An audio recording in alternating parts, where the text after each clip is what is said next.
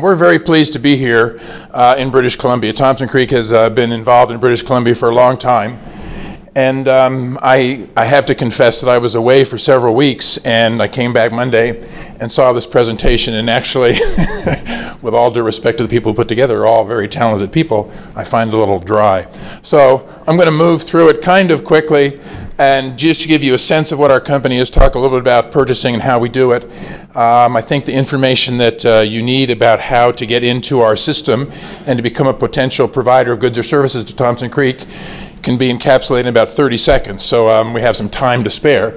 But I'll talk a little bit about our company, give you a sense of that, and then I'd like to just open it up for questions if you have any, because we're very anxious to answer any questions and provide any information. We're very pleased to have local suppliers. I wasn't able to hear the prior gentleman's entire presentation, but I would guess that he echoed what we have experienced at all our operations, which is that local suppliers, if they can be competitive in quality and in price, are preferable to suppliers from far away because they're there, they're anxious to do well in the community, so we're anxious to work with them if we can. I have the, yeah. Now when I said it was dry, this is an interesting background to this. When you go out and talk to investors, which I do a lot of, you have to, certain things you must do to comply with the law and to make sure you don't get yourself into trouble. And one of the things is you have to give sufficient caution that the things you say about the future may not actually happen the way you say they're going to happen. Now that seems a pretty straightforward concept. What I tell you what will happen tomorrow may be wrong.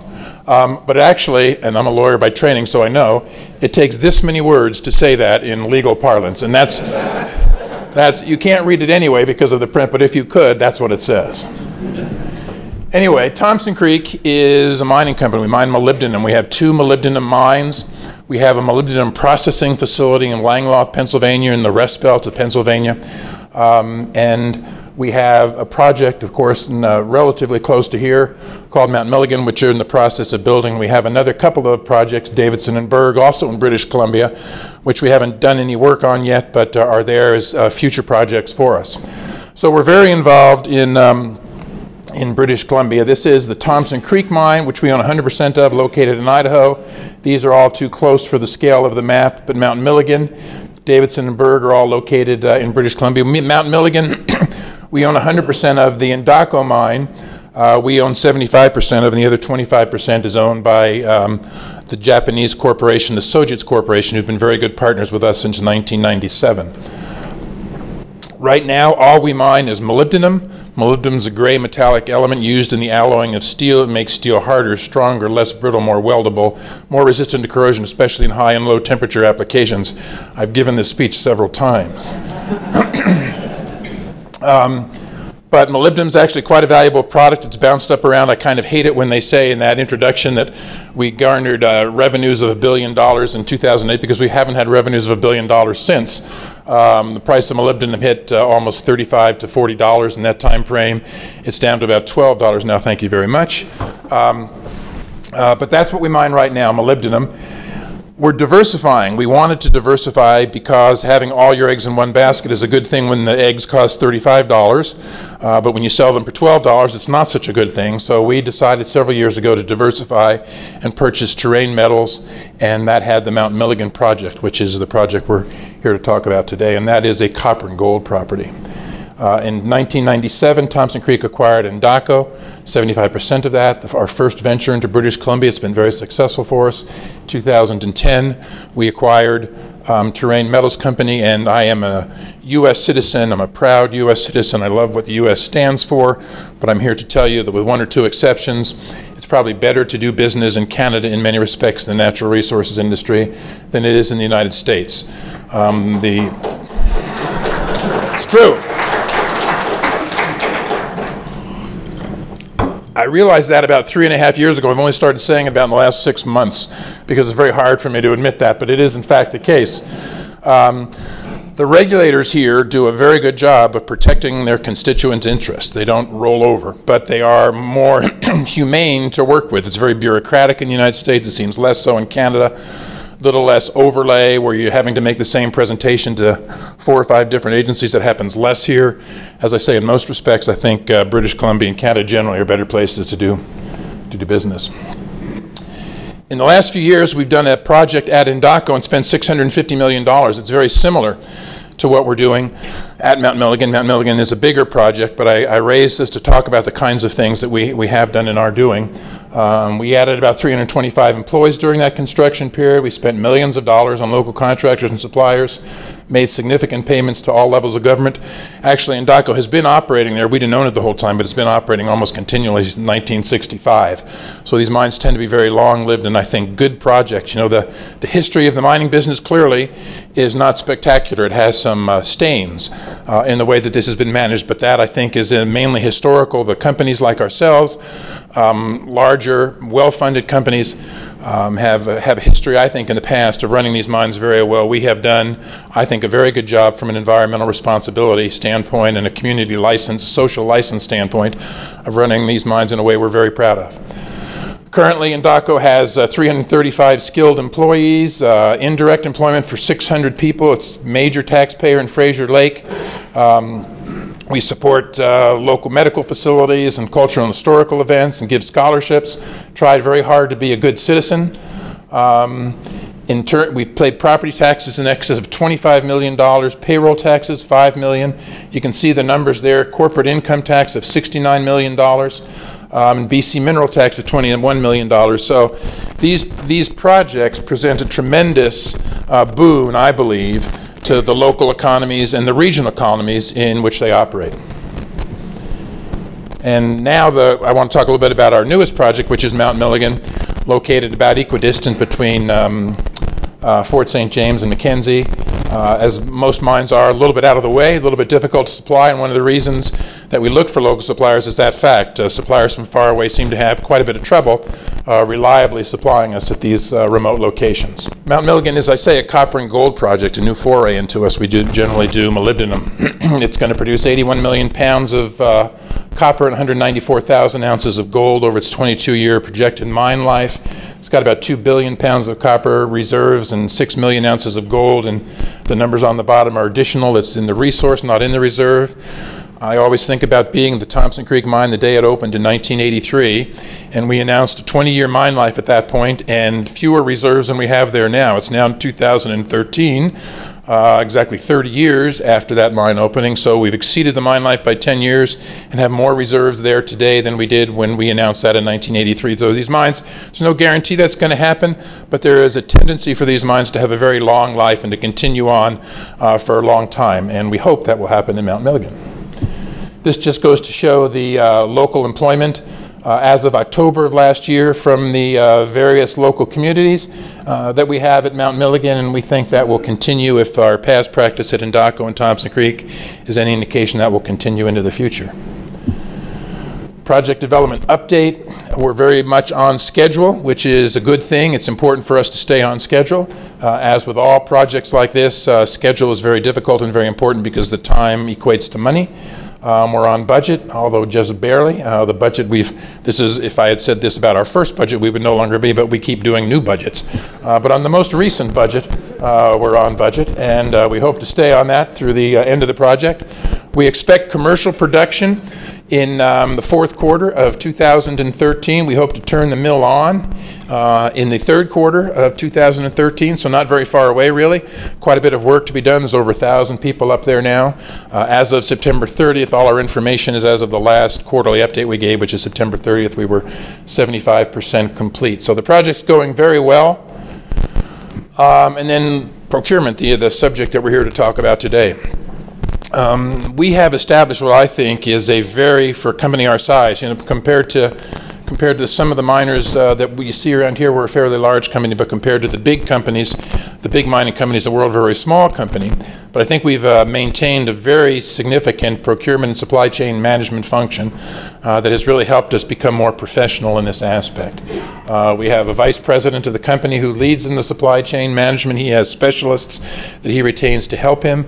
We have people that we've enlisted from the various operations, and we've tried to put them under an umbrella procurement organization within the corporate level to try to make that, to try to get our purchasing function to magnify its ability to have an impact on the bottom line of the company. And we have, I think, helped the people at the various locations become more professional in the way they go about this, this business. We've had significant successes in what we've been able to achieve in terms of getting what we think are very favorable and fair contracts from the people that we do business with. We've tried to work very hard with smaller regional suppliers for the very reasons that I mentioned earlier. We find those people are much more reliable, much more easily accessible, and actually more dependable and have more interest in maintaining a relationship with our company over time. So we're anxious to deal with them, and size or lack thereof is not really an issue for us if those people can provide the goods or services that we need. It's difficult to find a way into the smaller suppliers. We don't find that we have the great knowledge base sometimes that we'd like to have about that, and so that we've sort of turned that process around by establishing these portals. And so we'll get to that in a minute. If you see on the bottom there, supplier registration, what we have tried to do is make it as well known as possible, which is why we were very glad to come here and talk about this. We have two websites, www.thompsoncreekmetals.com, www.mountmilligan.com, and on there is a supplier registration section where you have the ability to go on and to find out about the company, to see what we're looking for, to register yourself as a supplier, to initiate contacts with the supply chain management people, and to find a way into the company to see what it is we're looking for, what we will look for in the future, what kind of supplies and services that we need, and to get yourself involved in that process and to be considered for doing business with us. Since we've done this, we've had tremendous success. You can see we've had regional suppliers from the broader region here of 982 suppliers supplying about $150 million in goods and services. Now, the Mount Milligan project is about $1.5 billion. A large portion of that comes from the purchase of major capital equipment. I don't know exactly what the number is, but it's probably $500 to $600 million of things that nobody around here supplies. Very few people in the world supply. We've got a picture which I'll show you in a minute of a semi-autogenous grinding mill that's 40 foot in diameter, and I think this one was produced in Germany, but they're very difficult to get. So there's part of this business which isn't available to local suppliers unless you happen to be very specialized in the production of one of these very unusual machines. But generally speaking, a good portion of what we do is very much, in fact, capable of being provided by local providers of goods and services, and we're very anxious to do business with that. So really, if you talk about the heart of what we're talking about here today, it's in that bottom line on this slide, that if you can get into that website and find and use that and use the contact information available there, fill out the forms there, we are most anxious to do business with local suppliers of all sorts. And the things we're looking for, I think, are the things that anyone's looking for when they go out and try to find these kinds of goods and services. We have to do it. We're in a very competitive business, and the price of what we sell is not, as I mentioned, as high as it once was. So it's very important for us that the price that we get for the provision of goods and services is competitive. Equally important, if not more important, is the quality of the goods and services we buy. We are determined to build a world-class facility here. We think we've done that at our other two mines, and we want to continue to do so here. But that depends upon, of course, the very high professional nature of the people who supply us goods and services, the work that's done, the machinery which we get, the equipment which we buy, everything about it, from the smallest little thing that we do, we are determined to do it as well as we possibly can. So we're really looking for quality. And of course, the other factor that's a little bit harder to quantify, especially when you start, is reliability. You can do it today, you can do it tomorrow. Will you be willing to do it a year from now, 5 years from now, 10 years from now? Do we have that kind of reliability built into the system so that we can continue to operate at the levels at which we want to operate? And that's one of the hardest things to make sure you're getting, but of course it's very important for us, as I'm sure it is for you. So again, I urge you to go onto those websites and to try to see if you can find the information. It's been very successful for us. We've had suppliers of both goods and services from all over British Columbia and outside of British Columbia who are doing business with us solely as a result of getting onto the website. We make a point, and as I say, we've really increased the professionalism of the way we do this. So, you know, the old boy network, I'm not going to say it doesn't exist at all, but we've really tried to reduce that, and I think we have. We don't take advantage of people because we know their name or don't know their name. We like to think that we give equal opportunity to everybody who comes and applies, and we give them equal consideration that we'll do business with them if they can demonstrate those factors that I spoke about. So I think we have a real good record of that. We want to continue that, and we're anxious to hire people and to hire providers of goods and services from the local communities. At the conclusion of the Mount Milligan copper gold mine, we will have made, as a company, $2.2 billion investment in British Columbia. So we're serious about being here. We're going to be here for a long time. We'll develop 2 world-class operations, have 760 workers, including 425 at Mount Milligan, and provide lots of ancillary economic impacts, positive impacts for the future.